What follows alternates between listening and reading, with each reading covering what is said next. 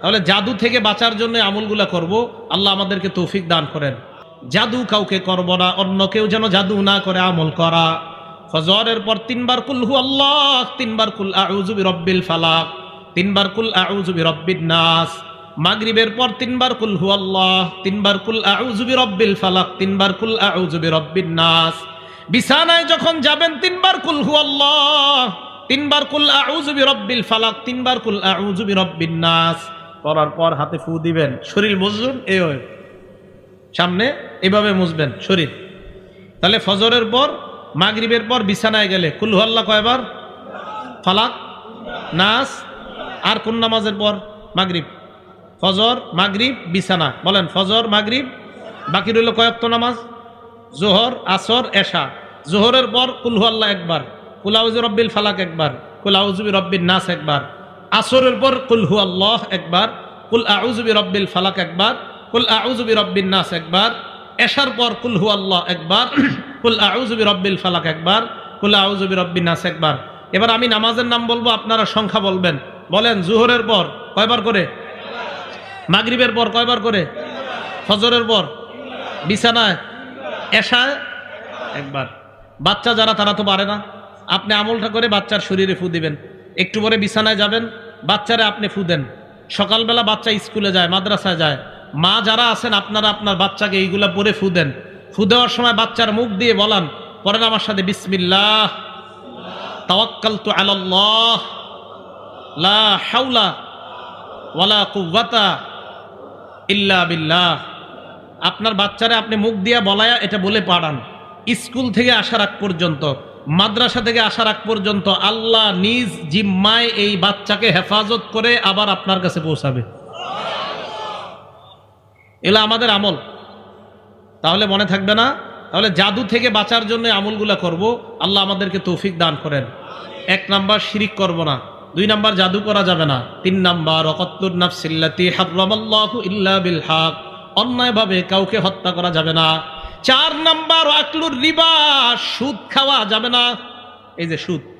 5 number, Aklu মালিল ইয়াতীম, এতিমের সম্পদ অন্যায়ভাবে ভক্ষণ করা যাবে না। আপনাদের এলাকায় এতিমের সম্পদ ভক্ষণ করে কিভাবে? 2 ভাই, 1 ভাই মারা গেছে, ওই ভাইয়ের 3টা সন্তান, ভাতিজা ভাতিজিরে লালন পালন করে এই আশায় একটু বড় হইলেই বালেগ হওয়ার পর কলমের গুতায় তোদের সম্পদ সব আমি কবজা করব। এরকম পশু মার্কা আচরণওয়ালা কিছু লোক সমাজে পাওয়া যায়, যারা সম্পদ ছিনিয়ে নেওয়ার জন্য এইভাবে ব্যতিব্যস্ত হয়ে থাকে। আল্লাহ বলেন এরা পেটের মধ্যে ইয়াকুলুনা ফি বুতুনিহিম নারা, আগুন ঢুকায়, আগুন। আল্লাহ আমাদেরকে এই আগুন খাওয়া, এতিমের মাল খাওয়া মানে আগুন খাওয়া থেকে হেফাজত করেন। 5 নাম্বার। 6 নাম্বার, আত-তাওয়াল্লি ইয়াউমাজ যাহফি, জিহাদের ময়দান থেকে পলায়ন করা যাবে না। 7 নাম্বার, ওয়াকসফুল মুহসানাতিল মুমিনাতিল গাফিলাত, সতীসাদী নারীকে মিথ্যা অপবাদ দেওয়া যাবে না। এই 7টার মধ্যে সুদের কথা আছে না নাই? তাহলে সুদ খাওয়া, দুনিয়া ধ্বংস হওয়া, আখিরাত ধ্বংস হওয়া। আল্লাহ আমাদের সকলকে সুদ থেকে বেঁচে থাকার তৌফিক দান করেন। মনে আসেনি সিরিয়াল? 1 নাম্বার, সুদ খাওয়া, আল্লাহ নবীর সাথে যুদ্ধের ঘোষণা দেওয়া। 2 নাম্বার, সুদ খাওয়া মানে কিয়ামতের ময়দানে পাগল অবস্থায় উঠা। 3 নাম্বার, সুদ খাওয়া মানে আপনার গলার মধ্যে ফাঁস লাগায়া রাখছে মনে হবে এমন অবস্থায় ওঠা। 4 নাম্বার, সুদ খাওয়া এলাকার জন্য আল্লাহর আযাব বৈধ করা। 5 নাম্বার, সুদ খাওয়া মানে এলাকার মধ্যে খাদ্যের অভাব দেখা দেওয়া, ফসলে বরকত না হওয়া। 6 নাম্বার, সুদ খাওয়া পেটটা বিশাল বড় বাড়ির মতো হওয়া, পেটের মধ্যে সাপ দেখা যাওয়া। 7 নাম্বার, সুদ খাওয়া আপন মায়ের সাথে ব্যভিচার করা। 8 নাম্বার, সুদ খাওয়া মানে আপনার দুনিয়া আখিরাত ধ্বংস করা। 9 নাম্বার, সুদ খাওয়া মানে কিয়ামত পর্যন্ত রক্তের নদীর মধ্যে সাঁতার কাটতে থাকা। কিসের নদী? জোরে বলেন, কিসের নদী?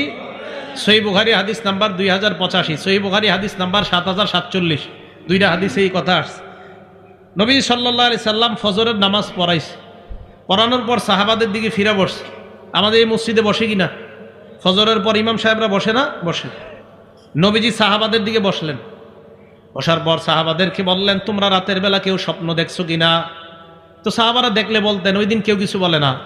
নবীজি বললেন রাআইতুল লাইলাতা রাজুলাইনি আতায়ান, রাতের বেলা 2 ব্যক্তি দেখলাম আমার কাছে আসছে। আসার পর ফাবতাসানি, আমাকে জাগ্রত করছে। জাগ্রত করার পর আমাকে বললেন ক্বালালি ইনতালিক, আমাকে বললেন চলেন। আমি চলতে লাগলাম, চলতে চলতে ইলা আরদিন মুকাদ্দাসা, একটা পবিত্র জমিনের কাছে আসলাম। এই জায়গায় হাদিসটা সংক্ষেপে, এটা মজার হাদিস, ওলামায়ে কেরাম জানেন, এরপরে বলছি 7047 বুখারী শরীফের হাদিসটা পড়ে নেবেন, অনেক মজা পাবেন। 7 শ্রেণীর অপরাধী, 6 শ্রেণীর অপরাধীর ব্যাপারে বলা হয়েছে, আরেক শ্রেণীর ব্যাপারে বলা হয়েছে, খুব সুন্দর কথা। তো 7047 পুরো বর্ণনাটা আছে, আর বুখারীর 2085 নাম্বার হাদিসের মধ্যে শুধু সুদের অংশটা আছে। তো নবীজি বলেন একটা পবিত্র জমিনের মধ্যে গেলাম, যাইতে যাইতে চলতে লাগলাম, হাত্তা আতাইনা আলা নাহরিম মিন দামিন, একটা রক্তের নদীর কাছে আসলাম। নদীর কাছে আসার পর নদীর মধ্যে তাকায় দেখলাম নদীর মধ্যে এক ব্যক্তি দাঁড়ায় আছে, আরেক ব্যক্তিকে দেখলাম নদীর কিনারায়।